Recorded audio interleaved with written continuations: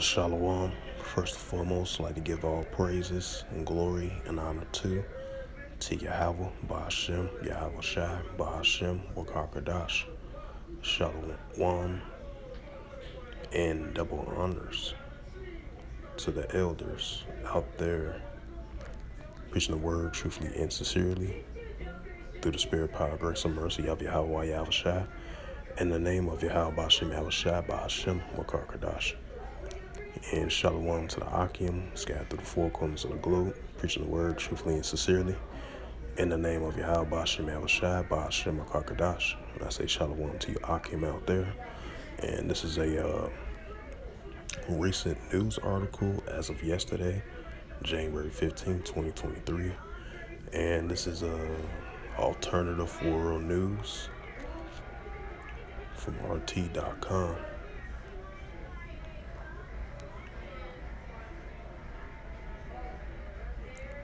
And it reads, state of emergency declared in Peru, amending deadly protests. And I believe it was another article that came out, I'd say about a day or two ago. They were saying that, I believe like 20 to 25 people had died in this protest. But I'm not exactly know the exact numbers. But I believe, according to reports, they saying now, since it declared the state of emergency over there in Peru, they said the protest was it's not slowing down. It's continuing as it speak. And then you have certain people oppose the protests and the what's currently going on over there. And then you have people that's actually continually protesting. And I'm gonna read it again. So I just want to add a note to that. It says, state of emergency declared in Peru, amending deadly protests. The measure was imposed, amending the ongoing unrest over the outluster of former President Pedro Castillo. The Peruvian government has introduced a state of emergency in a number of provinces in a bid to tackle violence of anti-government protests.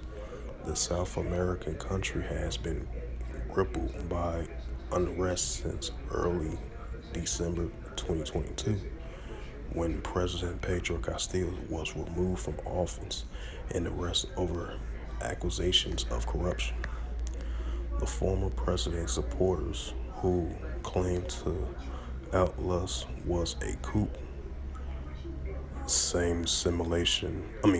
similar what had happened over there in Brazil. Think about like 2 weeks ago, or like a week ago, I believe. Yeah, most likely it was a week ago, because they had the former president over there in Brazil. He was a far right president on the conservative side, and you had supporters of former president of Brazil. They stormed the presidential palace and the Congress palace as well too. And they look at that as a similar to January 6th of 2021. Now you have right here, they said the former president supporters who claimed the outlast was a coup and have been involved in clashes with security forces ever since Castillo has denied any wrongdoing, insisting that his removal was orchestrated by his political opponents. The decree introduced the state of emergency was published in Peru's official daily newspaper, the Arado Official El Peruviano, late on Sunday. And it says the decree took effect on January 15th. In the last 3 days, it covers 3 regions and 3 provinces on district, mostly in the south of the country.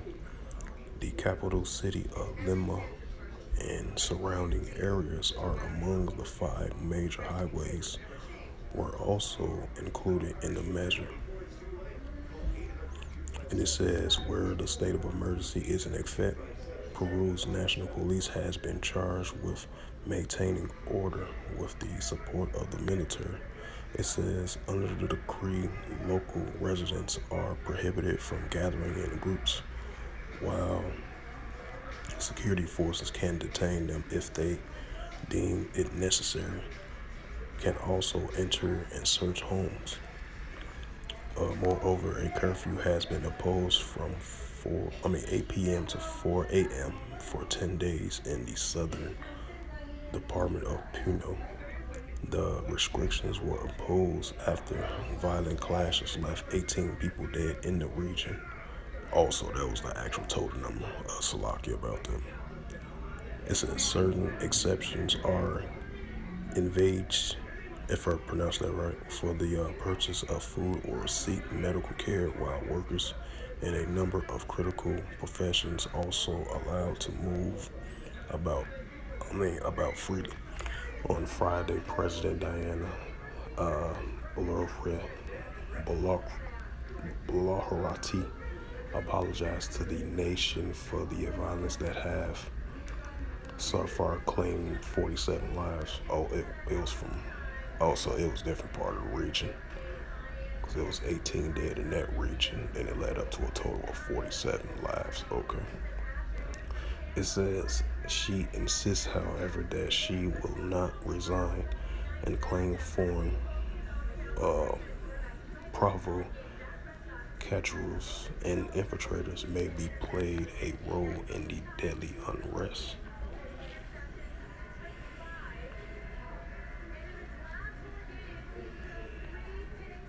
Slocky. No, this is an actual video. It's about 4 minutes of Peruvian president. Introduced in several regions of Peru from January 15th for 30 days amid mass protests across the country, as Peru's incumbent president Dina Boluarte has refused to leave office. Some voices that have come from the violent and radical factions are asking for my resignation, provoking the population into chaos, disorder and destruction. I will not resign. My commitment is with Peru. 17 people were reportedly killed and hundreds more injured, including at least 23 police officers, as locals attempted to take over an airport in southern Peru on Tuesday. At least 43 people have been killed in reported confrontations between police and civilians in the country in what many activists are calling a massacre. The protests call for the resignation of interim President Dina Boluarte, with demonstrators claiming they're being discriminated against by the new government.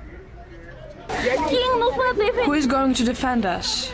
Who is going to look after these children who are traumatized? These children who are becoming fatherless, motherless, orphans? The police officers were shooting at us. I think there are 5 wounded and 1 dead. We're calling President of Peru, Dina Boluarte, to resign because you are a murderer. Many people are dying because of you. You must accept that the people don't want you.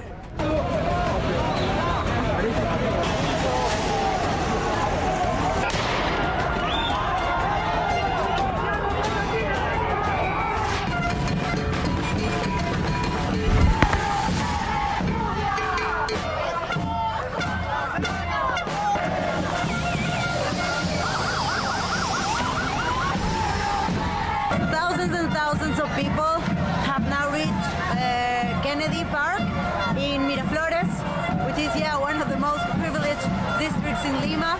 As you can see, the indignation has grown so much from the last killings that this is not just people who are organized socially, it's everyone. The demands are quite clear. They want Dina to be out of the government, they want the dictatorship to end, and they also point the Congress, along with the executive power, of all the killings of people who are actually exercising their right to protest, not just in Lima, but everywhere in Peru.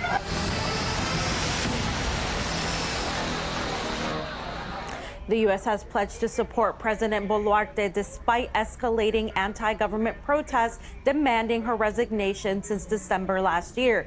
Impeached President Pedro Castillo earlier claimed U.S. involvement is behind the violent suppression of protesters. Meanwhile, former Bolivian President Evo Morales has expressed his support for Peruvian demonstrators. In response, Boluarte's government banned him from entering the country. We spoke to Peruvian activist Katia Carrillo, who says that the state's actions against the protesters and Evo Morales are acts of racism. There's evidently a strong relation between in the border of Peru with Bolivia. I mean, we're speaking about the same indigenous group, is the Aymara people. So and that's evident. There will be some, well, yes, actions that will be supported strongly. There is no proof, however, of the of this that the government is saying. But what I think is that it's evidently a racist attack, not only against Evo, but obviously against the people. As I just mentioned, it's mostly indigenous Aymara that live in Puno and who have had now have experienced the latest killings. And this action of banning Evo from entering the country is it's a joke to me, but it's a statement. It's a strong statement from the government to criminalize basically indigenous peoples and to blame Evo Morales and Bolivia and the left wing movement in Latin America for whatever is going on in the country, even for their own killings. So they're trying to make us responsible, us protesters, us people who speak against the government, as responsible for the killings that they are committing.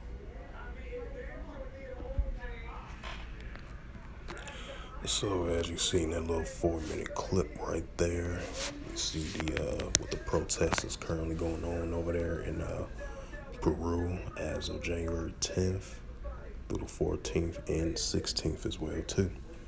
As you see in the video clips right there, they was doing a little ongoing protests. Now they declared a state of emergency in Peru, amending the daily protests, and a total of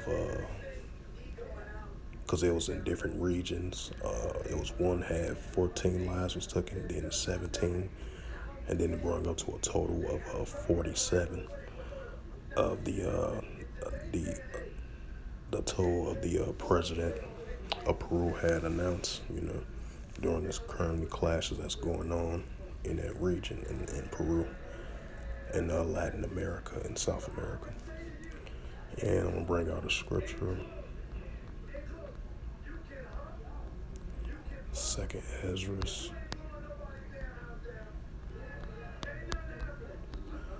15, verse 16.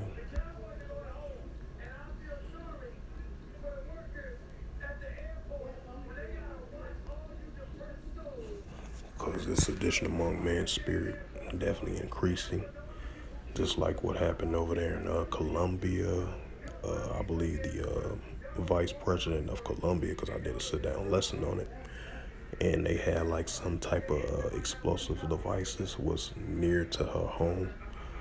Lucky they was able to retrieve it and get it away from her residence. So while this left versus the right continuing going on in the political thing, but I'm not trying to get political or nothing like that, but this is actually happening, the left versus the right, liberal versus conservative, that's why you're seeing that sedition among man's spirit. These citizens of these countries, they have love and support from their former president. As you see, the former president was had to resign. They had kicked him out of office, and I believe his name is Castillo. He was a former president of Peru, so they kicked him out due to corruption, I believe. When I was reading through the article, they had love and support still for him. Now you have the new president in there. They kind of reject the new president in there, and they don't have love and support for that new president in Peru. Just like the same thing in Brazil. You had a potential coup that happened. I believe that was a potential coup was about to happen over there in Peru as well too. And just like I brought out the story in Brazil, the former president, supporters of that former president of Brazil, they stormed the presidential palace / the Congress palace. Was a potential coup. So that goes into the sedition among men, which I'm about to bring out. So yeah, these matter of fact, I'm gonna bring out that second Ezra 9:3, I believe. Then I'm gonna get to second Ezra 15:6. So I'm gonna bring this out first. This is second Ezra 9:3. Therefore, when there shall be seen earthquakes and uproars in the people of the world, right? That's what we're seeing, the high increase of these protests against their leaders that's in power, of the new leaders that's in power. They oppose it. They still have love for their former person that was in leadership, and with the current new leadership is in the process, and the citizens highly oppose that. That's why you're seeing the uprisings and uproars in the people in the world. If it's about equality, human rights activists in many different categories of activists, activities of protesters is going on around the world, and that's what we're seeing. That's what we're seeing, uproars in the people in the world, That's why I brought out 2nd Ezra 9:3. And I'm going to go back to 2nd Ezra 15:6 that I was going to bring out. That sedition among man's spirit. And this is